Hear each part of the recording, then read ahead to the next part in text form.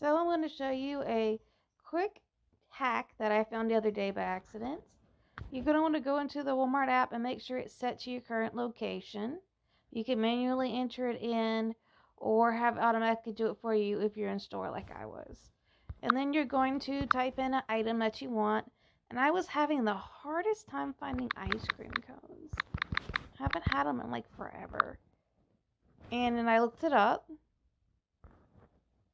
went down to the one I wanted, which was these classic ice cream cones.